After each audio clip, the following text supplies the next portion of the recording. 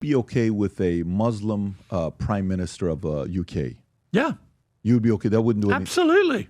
Dear believers, welcome to the space where we reflect, analyze, and uncover the truth behind the conversations shaping how the world sees Islam. If you're new here, make sure you subscribe. Turn on the bell to join our growing community of believers as I bring you thoughtful breakdowns with fairness and insight. Now, today's discussion comes from a podcast hosted by Patrick Bet-David, or PBD, as many know him. Yeah, that guy that talks about Islam and Muslim-related issues with no knowledge. In this particular exchange, he tried steering the conversation toward the idea that Muslims are somehow destroying or taking over the UK. But what surprised him and many viewers was how Piers Morgan completely flipped the narrative. PBD begins by asking who has the courage and capability to lead in the UK, setting the tone for a conversation about leadership and politics. Piers, however, takes it in a different direction, saying the real problem isn't religion, but mediocrity in politics. He explains that Britain's political class has become weak, filled with people who lack the experience and drive to lead, because the best minds avoid politics altogether. Who are some names that you say they would have the brass and the balls to go out there and put their foot down? Here's the problem. I don't really see the person. I'll tell you why I don't think I see that person. We now have a very mediocre tier of politicians in the United Kingdom. All the smart ones who've been genuinely successful in their own lives, they don't want to poke their head into the political arena. It's become too toxic, too damaging. You tend to get absolutely fried for every peccadillo you've ever done in your entire life. Nobody who's got probably the smarts and has been a success themselves wants to do it. PBD pushes the discussion toward immigration and the rise of Muslims in the UK.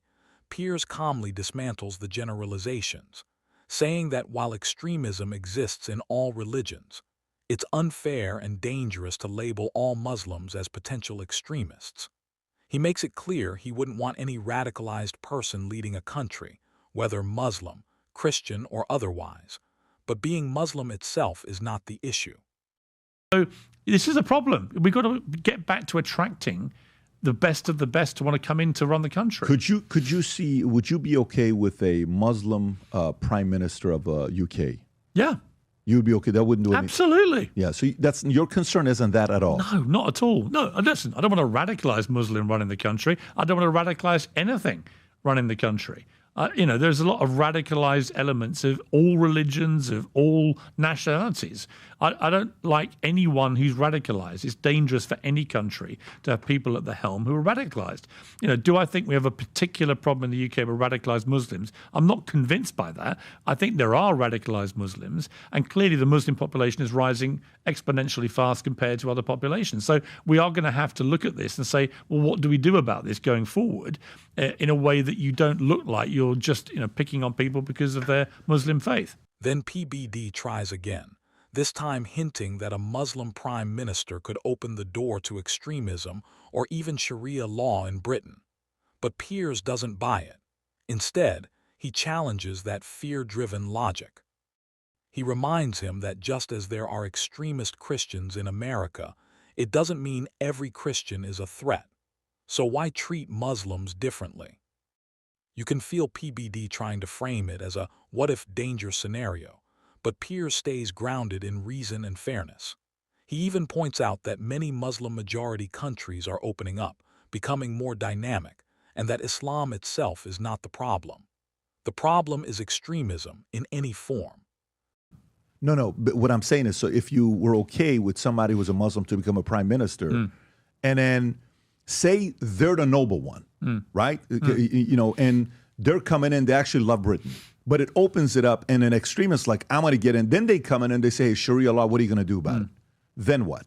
Because you're making it a step ahead. Yeah, but I don't think you can't tar the entire Muslim population with the brush of potential extremism in the same way that you get Christian extremists in America who've committed appalling atrocities. I don't assume that every Christian, I'm a Christian, I don't assume every Christian in America is a potential extremist. I just think it's there's got to be a more... You're comparing the two? No, I'm just saying extremism is extremism. Yeah. Isn't it? Piers gives examples of safety and hospitality in Saudi Arabia and Qatar, saying he felt more secure there than at some Western events. He's being calm, reasonable, and polite the whole time, which is throwing PBD off because he expected Morgan to be agreeing with him that Muslims are the problem. In the end, Piers makes a strong point. There are over 1 billion Muslims in the world living ordinary, peaceful lives. The ones he meets daily in London are business owners, families, and neighbors, not extremists. And that, believers, is the truth we rarely hear on the PBD podcast. When someone actually stands up for fairness and refuses to demonize an entire faith. This was a rare moment where Piers Morgan, often a tough interviewer himself, brought clarity and balance into a space that too often thrives on stereotypes and fear. If you like this video, make sure to subscribe to We Are Believers and stay tuned for more thoughtful breakdowns like this, where we separate fear from fact and misinformation from meaning. Until next time, may the peace and blessings of Allah be with you.